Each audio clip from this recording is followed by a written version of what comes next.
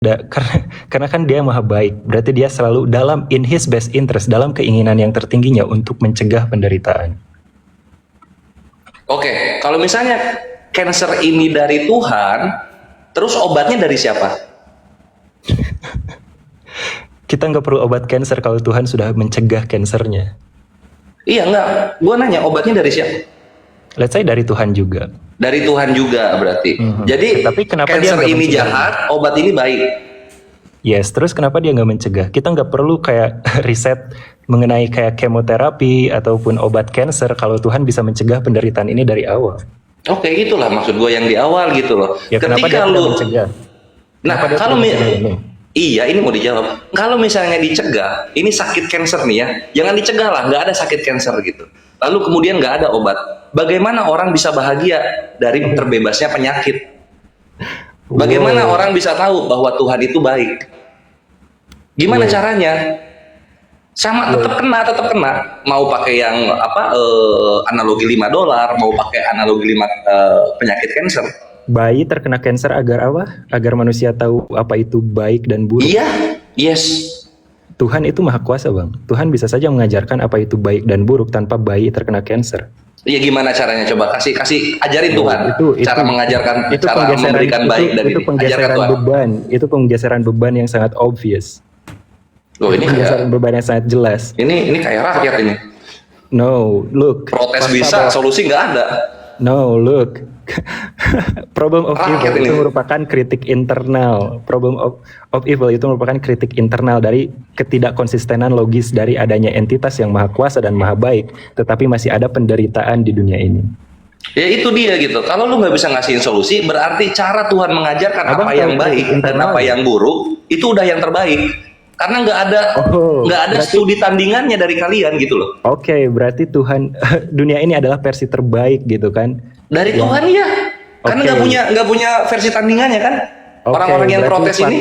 Fakta bayi terkena cancer, misalkan bencana alam yang membunuh ratusan anak kecil, penderitaan hewan ratusan juta tahun itu gitu kan? Ini merupakan dunia terbaik yang Tuhan Maha Kuasa bisa bikin gitu. Betul, sampai sekarang ada internet, kita dialog, evoteis protes tentang Tuhan, dan gue mencoba meluruskan semua itu bisa dicapai oleh Tuhan tanpa penderitaan bayi cancer. Semua itu bisa dicapai oleh Tuhan tanpa penderitaan bayi cancer. Menurut kamu bayi cancer ini dibutuhkan untuk Tuhan, diperlukan nggak untuk Tuhan untuk ada di dunia ini? Untuk mengajarkan manusia baik dan gini kalau kita kaum teis, Tuhan itu nggak membutuhkan apa-apa dari kita. Tuhan kan maha sempurna ya. Jadi segala kalau dia nggak membutuhkan penderitaan ini, berarti dia itu wajib secara moral untuk mencegahnya. Fakta bahwa dia tidak mencegah hal ini, berarti antara dia memerlukan hal ini untuk terjadi, untuk mengajarkan manusia atau bla bla bla, atau dia itu emang hal ini nggak jahat gitu. Fakta di mana misalkan ada ratusan anak kecil yang terbunuh oleh bencana alam, ratusan juta dari penderitaan hewan, ataupun bayi terkena kanker, atau fakta historis di mana 800 juta wanita itu diperkosui. Hal tersebut bukan hal yang buruk berarti. Antara Tuhan itu memerlukan hal itu untuk mengajari manusia, atau Tuhan itu tidak memandang semua itu sebagai kejahatan sama sekali. Which one is it? Iya gitu. Ya, kita jangan dulu yang panjang-panjang ke sana ya. Gue kunci lu dari kata mencegah. Lu bisa tahu kata mencegah itu datang dari lu belajar atas apa yang Tuhan ujikan kepada manusia. Jadi lu bisa pakai itu kata mencegah. Itu kebaikan Tuhan. Tuhan bisa mengajarkan caranya mencegah tanpa adanya bayi cancer. Bukan caranya mencegah. Lu pasti nggak ada ilmu medis untuk kanker. Kita ngerti itu. Yang gua tekankan di sini, lu menggunakan kata mencegah itu datang karena lu belajar dari ujian Tuhan tentang si cancer ini. Itu buktinya kebaikan Tuhan. Maksud kamu aku menggunakan kata mencegah ini secara semantically atau secara bagaimana aku menganalisa epistemis? Secara practically. Iya, Tuhan bisa mengajari saya cara menggunakan kata mencegah tanpa adanya bayi cancer. Tapi tadi lu menggunakan kata mencegah kepada bayi cancer loh. Iya, kenapa Tuhan tidak mencegah hal tersebut? Ya terus lu tahu cancer ini bagaimana cara mengatasinya gimana? Gimana caranya? Kalau gitu kan? Itu kita satu nggak ya. perlu, Sekarang kita nggak perlu ya, mengatasi cancer kalau Tuhan sudah mencegah terjadinya cancer. What? kita nggak perlu mengatasi cancer. Artinya semua anak-anak yang kena cancer dibiarin aja. Artinya keberadaan anak-anak yang terkena cancer itu tidak diekspektasikan kalau ada entitas yang maha baik dan maha kuasa. Oke, sekarang ada entitas yang maha baik nih kan, mengajarkan baik dan buruk. Kalau misalnya lu buruk, maka akan begini. Kalau misalnya lu baik, maka akan begini gitu. Ini cancer apakah karena kebaikan Tuhan atau karena perilaku manusianya yang menyimpang dari apa yang Tuhan perintahkan? Yang mana menurut lu? What? Bagaimana seorang bayi itu memiliki perilaku yang menyimpang? Bayi ini tanggung jawabnya siapa? Orang tua atau Tuhan? Orang tua. Oke, nah sekarang bagaimana orang tua ini mengurusi bayi ini sampai dia kok bisa terkena cancer? Gimana kualitas hidupnya bagaimana? Wait, kalau misalkan keberadaan bayi cancer itu untuk menghukum tindakan masa lalu dari orang tuanya, kenapa mekanisme Tuhan itu malah menghukum individu yang masih murni seperti bayi, bukan orang tuanya? Kenapa Lu jangan expect gini ya Fotis, lu jangan gimana? Kenapa penderitaannya ataupun hukumannya nggak ke individu yang bersalah aja seperti orang tuanya? Kenapa bayi yang masih murni, yang masih suci, yang nggak tahu apa baik dan buruk ikut terhukum gitu? Oke, nah ini bagus. Tersebut. Ini bagus. Ini pertanyaan yang bagus yang perlu dipahami oleh orang-orang ateis gitu. Wahai orang ateis, pahamilah, kegoblokan satu manusia bisa merusak manusia-manusia di sekitarnya. Kegoblokan satu manusia, kebodohan satu manusia, kelalaian satu manusia, itu bisa merusak manusia-manusia yang lainnya. Tapi karena ateis ini nggak mau melakukan evaluasi ke belakang untuk membuat peradaban yang lebih maju dari kanker, dia langsung menyalahkan entitas yang dia sendiri tidak percaya. Kalau misalkan semua gitu. Keberadaan tunggu Fotis, ini gue belum beres, tunggu bentar, dikit lagi. Nah, lu nggak bisa lu expect orang tua yang hidupnya ngebir tiap hari gitu kan, terus ya udah pasangannya plot kemana kemari, lalu mengharapkan bayi mungil yang sehat walafiat, nggak bisa, Bre. Kamu tahu kan bahwa mayoritas dari bayi yang itu datang dari kandungan yang sehat? Gimana? Kamu tahu kan bahwa mayoritas dari bayi yang terkena kanker itu datang dari kandungan yang sehat? Enggak juga. Yes, it is. Enggak juga. Tapi itu menarik Bang Gores. Memang ada pernyataan kedokteran itu. Bahkan kemarin Dokter Tirta sama beberapa dokter lain lah bilang kayak satu-satunya hal yang bikin mereka kebingungan adalah sebab dari kanker gitu, atau bahkan bayi yang terkena kanker. Karena dia terjadi kadang-kadang nggak bisa ditebak penyebabnya apa. Ada mutasi genetik yang terjadi secara sendirinya gitu. Jadi ada perubahan gen yang dibilang bahwa yang perokok akan bikin anaknya kanker. Belum tentu. Yang tidak merokok bikin anaknya sehat juga belum tentu. Tapi belum ada variabel yang bisa dipastikan kenapa dia kanker gitu. Oke, kita ini gue mudahkan yang ateis ya. Oke, kita ambil kasus kanker yang bukan penyebabnya dari orang tua atau dari kakek neneknya. Kita ambil yang itu ya. No, ini gue purni. Enggak, begini aja. Gimana maunya? Kenapa Tuhan tidak mencegah penderitaan? Udah bener, Vo. Maksudnya kan itu pertanyaannya itu materinya bahwa kanker belum tentu karena kesalahan orang tua nih. Ya udah bicara tentang kanker yang terjadi dengan sendirinya kan gitu betul materinya. Kenapa Tuhan tidak mencegah itu? Nah iya, kita ambil yang itu aja. Kalau misalnya ini dicegah ya, lalu manusia perkembangan medisnya bagaimana ke depan? What? Kita nggak perlu perkembangan medis kalau segala penderitaan sudah dicegah. Kalau kita nggak perlu apa-apa ya kita telanjang. Fakta kita memerlukan perkembangan medis. Fakta kita harus ribet-ribet menggunakan riset penelitian kemoterapi. Itu jauh lebih diekspektasikan. Tidak adanya entitas yang maha baik dan maha kuasa. Hal seperti ini tidak diekspektasikan kalau ada entitas yang maha baik dan maha kuasa. What? Ya terus gimana manusia mau berkembang dari moralitasnya, dari segi medisnya, dari segi infrastrukturnya gitu kan? Kalau misalnya tidak ada kegagalan-kegagalan atau penyakit-penyakit di belakang, gimana caranya mau berkembang? Terus aja purba kita. What? Ini ateis terlalu naif gitu loh. Tuhan bisa mengajarkan kita perkembangan zaman tanpa adanya bayi cancer. Dia maha kuasa. Loh, sekarang struktur yang terbaik yang ada di dunia itu kan belajar dari Colosseum Gladiator. yang kalau nggak salah tahun 70-an itu runtuh sehingga ribuan manusia di sana mati sia-sia. What? Apa ini hubungannya dengan pertanyaan saya? Ya itu jadi infrastruktur yang lebih baik ke depannya.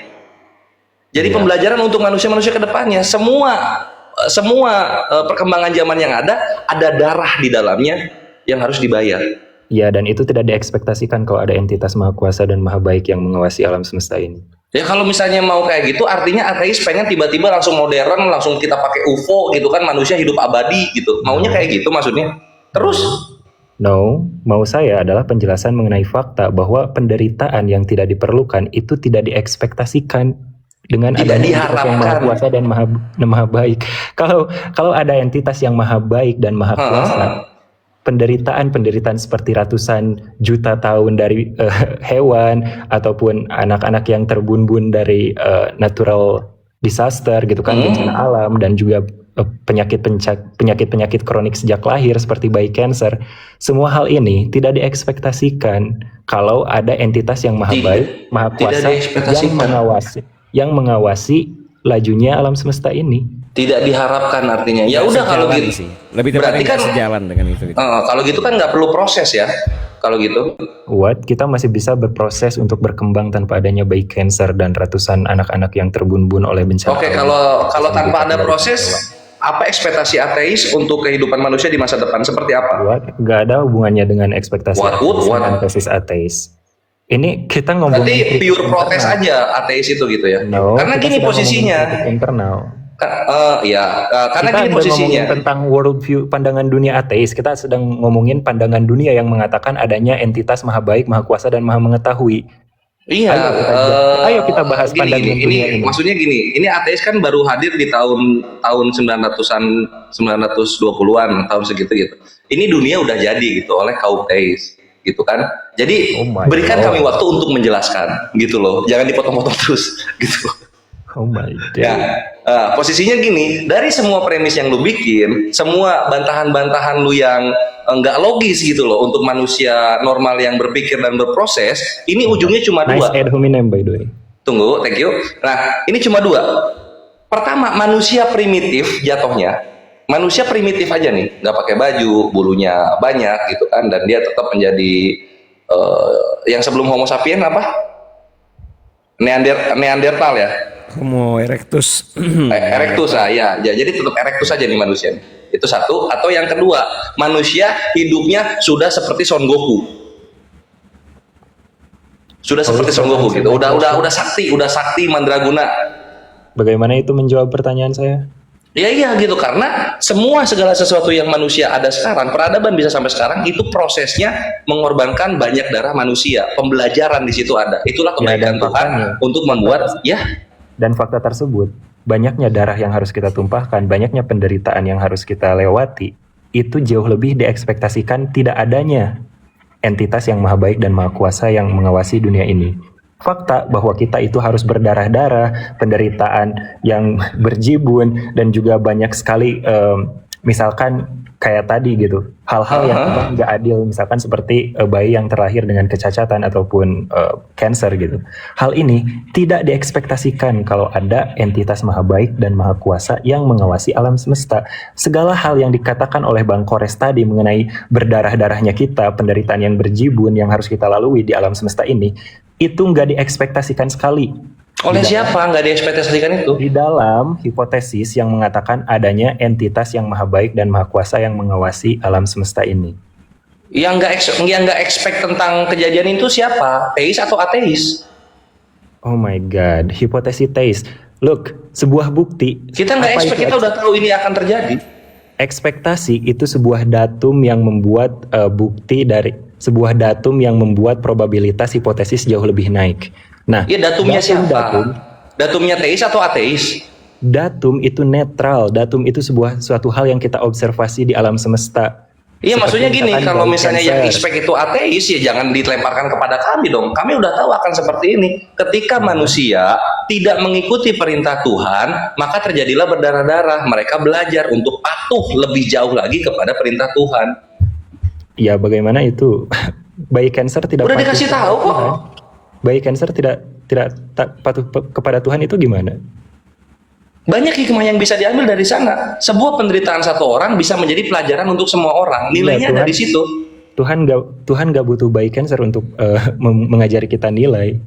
Ya, oke, kalau misalnya nggak butuh bayi cancer, nilai yang bisa diambil dari manusia apa coba? Pengganti dari bayi cancer apa? Satu sebut. Wait, itu merupakan pergeseran beban yang begitu jelas sekali ya. Oh, nggak bisa memberikan studi banding yang setara dengan bayi cancer. Ya udah, artinya di sini ateis nggak punya solusi untuk tapi masalah ini ya. Coba Bang Gores. Yes. Pertanyaannya kenapa Tuhan yang Maha Baik harus mengorbankan bayi tak berdosa ini, bayi tak bersalah ini untuk mengajarkan manusia lainnya? Mungkin lebih ke arah sana tuh pertanyaan. Oke. Nah, karena dia matoknya ini Tuhan itu nggak expect ini terjadi. Tuhan itu jahat gitu ketika ada bayi cancer. Tapi apakah Tuhan yang Maha Kuasa ini menganggap bayi yang kena cancer itu adalah kejahatan? No, kamu benar. Enggak kan? Gitu loh. Terus kenapa lu bisa bilang ini jahat dari Tuhan gitu loh? Kok bisa begitu? No, saya tidak saya tidak menuduh Tuhan ini melakukan kejahatan. Look. Ya udah, kalau gitu nggak ada yang jahat kan? No, look, fokus. Kamu Terus? kebingungan di sini. Bukan kebingungan, gue firm. Datum yang kita lihat, yang kita observasikan di dunia ini seperti bayi cancer dan ratusan anak-anak yang terbunuh oleh bencana alam dan juga ratusan juta dari penderitaan hewan, ratusan juta tahun dari penderitaan hewan. Datum ini tidak diekspektasikan di dalam hipotesis yang bilang bahwa ada entitas maha kuasa dan maha baik yang menguasai. Siapa yang bilang nggak alam expect? semesta ini? Itu kesotawan ateis terhadap teis. Hipotesisnya, kalau misalkan kita tahu ada sesuatu yang akan terjadi sebagai pembelajaran kita. Kita tahu itu gitu. Kok nggak expect sih? Kalau kamu menyajikan sebuah hipotesis yang bilang ada entitas maha baik dan maha kuasa gitu, maka kita itu akan mengobservasikan datum di alam semesta ini yang sesuai. Oke, gitu kan, yang setara. Iya, oke. Nah sekarang ketika Tuhan ini yang maha baik gitu kan, lalu kemudian Tuhan berkehendak sesuatu, kenapa lu yang menghakimi bahwa itu jahat? Kamu siapa? Gak menghakimi itu jahat. Kita ya udah, kalau gitu jangan dibilang bayi cancer ini kejahatan dari Tuhan dong. Look, kita itu ngebahas tentang penderitaan. Kita nggak bahas soal ethics dulu tentang baik, buruk, jahat. Iya, oke, kita gantilah itu kejahatan sama penderitaan. Ketika lu bilang bayi ini menderita, apakah kata Tuhan itu derita? Itu nggak diekspektasikan kalau misalkan. Oh iya, ini dia nge-rap ini. Ya look, fokus. Kalau fakta misalkan adanya penderitaan seperti bayi yang terkena kanker, atau bahkan tadi contoh-contoh yang bahkan Bang Gores sendiri bilang gitu bahwa kita itu untuk ada kesini perlu berenang-renang dalam berdarah-darah gitu kan. Berdarah gitu. Nah, hal ini tidak diekspektasikan kalau entitas yang maha baik dan maha kuasa ada. Iya, itu kan kata ateis, tidak ekspektasi, kita udah tahu. Oh, masih belum juga. Ini tuh jauh lebih diekspektasikan kalau nanti kalau udah pakai kata silahkan ya. Maksudnya mungkin gini Bang Gores. Kata, atau gue sederhanakan dikit Evo ya. Kata diksi yang dipakai Evo tidak diekspektasikan ini maksudnya kejadian ini, fakta ini membatalkan klaim umat beragama yang mengatakan bahwa Tuhan maha baik gitu. Ya, look, karena data adanya penderitaan.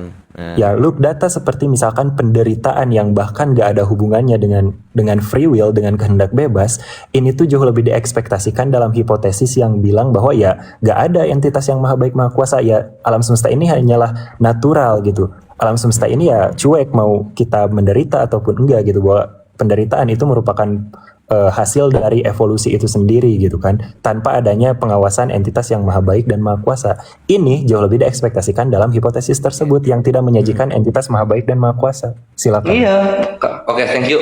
Jadi yang mengvonis bahwa bayi yang kena kanker ini menderita kan dari ateis gitu, bukan dari Tuhan atau dari kaum agamawan. Itulah kenapa gue tanya, apakah bayi yang sedang terkena kanker ini sadar dia menderita? Itu kan lu coba alihkan tadi, nggak mau lu jawab. Nah, kalau misalnya bayi yang kanker ini sadar ini menderita, mungkin bisa lu menang. Tapi posisinya kan bayi tidak punya kesadaran bahwa dia sedang menderita. Oh my god. Oke, bayi yang menangis, dia itu sedang sadar tentang sensasi rasa sakit yang dihadirkan oleh kanker tersebut. Ya, kalau dia sadar, dia komunikasi dong sama dokter. Ini sakit di sini. nunjuk-nunjuk dia sadar itu. Berarti ini tentang definisi sadarnya tadi nih yang masih bermasalah nih. Iya gitu ya. Menyatakan bahwa lo kalau kamu itu misalkan kita itu harus komit bahwa misalkan bayi yang nangis gitu kan karena sebuah kesakitan gitu kan, karena sebuah illness gitu, dan dia itu tidak menderita gitu, konsekuensi dari ini adalah akan absurd gitu. Iya, jangan lu sedih lalu lu bilang orang ini menderita gitu. Oke, Ada orang biar ya. nggak deadlock Bang Gores. Coba gua buka KBBI aja deh ya. Kesadaran KBBI. Biar sama dulu nih, karena kalau pakai definisi masing-masing susah. Atau mau pakai apa? Kesadaran KBBI aja ya. Kita yang pakai philosophy of mind dong, yang dari Stanford, Encyclopedia of Philosophy. Bang Gores terima definisi. Nggak mau KBBI ya udah nggak apa-apa pakai aja. Oke, dari Oxford, Stanford ya. Stanford Philosophy of Mind. Apa itu kesadaran? Bentar. Lemot banget ini, sorry guys. Apa itu kesadaran? Ini aku aja nih udah. Consciousness is the state of being awake, aware of your surrounding, and able to process thought, feelings, and sensations. Ya, dan sensasi itu. Right? Oke. Ulang kalimat awalnya. The state of being awake, aware of your surrounding, able to process thought, feelings, dan juga sensasi. Iya. Nah, jadi lu menyadari. Iya, bayi menyadari tentang sensasi dan juga feeling. Dusta. Perasaan. Bayi menyadari dusta. What? Nih, yaitu pengalaman subjektif atau what it is like, ya gimana rasanya untuk mengalami sesuatu. Misalnya bagaimana rasanya melihat warna merah atau merasakan sakit. Itu phenomenal consciousness. Nah, dan bayi merasakan sakit dari ya jangan diputar bahasa Inggrisnya, coba dibaca lagi bahasa Inggris. Ya, phenomenal consciousness means yaitu pengalaman subjektif atau what it is like gitu. Gimana rasanya untuk beda sama yang dibacain ini Bung Aka. Tadi yang Evotais bacain. Tapi dia bukan definisi sih. Dia ini lagi yang Stanford Encyclopedia nih. Ya, dia dari Stanford, tapi yang dari Cambridge. Ya, Cambridge aja, yang Cambridge aja. Oke. Yang Cambridge, the state of being awake, aware of your surrounding, and able to process thought, feeling, dan juga sensasi. Ya, being aware and able to process gitu. Menyadari dan mampu memproses kan gitu ya. Menyadari dan mampu memproses. Bayi udah sadar bayi. Bayi bisa memproses. Gue bantu audiens dong. Biar ini ya. Oke, tadi betul. The state of being awake, aware of what is around you, and able to think. Keadaan ketika seseorang terjaga, menyadari apa yang ada di sekitarnya dan mampu berpikir. Oke, kita tambahkan ya sedikit lagi nih. Selamat datang di kebenaran ateis. Kesadaran adalah keadaan ketika seseorang berada dalam kondisi terjaga, menyadari lingkungan di sekitarnya, serta memiliki kemampuan untuk berpikir. Dengan demikian, kesadaran tidak hanya berkaitan dengan kondisi fisik saat seseorang terjaga, tetapi juga mencakup kemampuan untuk mengenali dan memahami apa yang sedang terjadi di sekitarnya. Yes, yang baik menyadari tentang sensasi kesakitannya. Oke, berarti kita sepakati dulu definisi ini ya, karena kalau sepakat gitu. Oke, silakan. So, nah, fakta bahwa misalkan adanya penderitaan seperti ini, itu tidak diekspektasikan dalam hipotesis yang bilang bahwa entitas itu maha baik dan maha kuasa. Karena kalau ada sebuah entitas yang mengawasi alam semesta ini dan itu maha baik, pasti dalam ketertarikannya yang paling tinggi untuk mencegah penderitaan tersebut. Kalau dia maha baik, kalau dia maha kuasa, pasti dia tidak akan pernah gagal untuk mencapai hal tersebut. Fakta bahwa masih ada kejahatan ataupun penderitaan di alam semesta ini, itu tidak diekspektasikan dalam hipotesis ini. Itu kayak benar-benar keniscayaan kontradiksi logis. Iya, kalau misalnya syarat-syarat yang harus dipenuhi itu yang bikin ateis, barulah gagal itu. Tapi kalau kita ngambil Tuhan yang Maha Pencipta, Tuhan yang bikin aturan, bahkan mengenai bayi sadar dia sakit aja, ateis gagal membuktikan. Ya semua premis-premis dari ateis runtuh sendiri gitu. Ya ini lihat nih, bayi tidak kesakitan ini bayi. Dia sedang itu bayi kesakitan, tapi dia sadar nggak dia kena cancer? Dia sadar nggak dia sedang sakit dan sebentar lagi meninggal? Sadar nggak dia? Dia sedang bahagia sekali ini guys, lihat. Nah itu kan. Ini artinya apa? Ateis itu dia menghakimi perasaan orang lain dengan perasaannya. Itu nggak fair. Oke, ya bayi ini bahagia banget guys. Sorry guys, aku salah untuk bilang bayi ini sedang menderita, dia sedang kebahagiaan, lihat. Iya. Gitu, jadi minta maaf itu penting gitu Ya, loh. maaf guys, aku lihat nih dengan Thank you. foto ini sudah clear ya. Si bayi ini sedang bahagia, lihat. Iya, gitu ateis gitu loh. Jadi jangan lu Sorry ya, guys. hakimi Bayi perasaan ini lu sedang kepada bahagia orang sekali, lain lihat. gitu loh. Oh my god. Ya. Ya, bagaimana adanya bayi Cancer ini diekspektasikan dalam hipotesis triomnis? Kalau mau gini aja, ateis itu bayinya sedang sedih, dia memikirkan apa yang akan terjadi ke depannya gitu. Gitu aja. Oh iya, Kalau- bayi ini sedang Sedih ya sedang ini. karena sedang memikirkan apa yang akan terjadi ke depannya hutang, gitu, coba. Iya, dia sedang memikirkan hutang dia. Ah. Karena dia sudah menyadari apa yang terjadi pada dirinya gitu. Ya, dia enggak, Sesuai dia dengan dia tidak definisi sedang merasa Cambridge sakit. yang lu bawa gitu. Ya, dia tidak sedang merasakan sakit ini.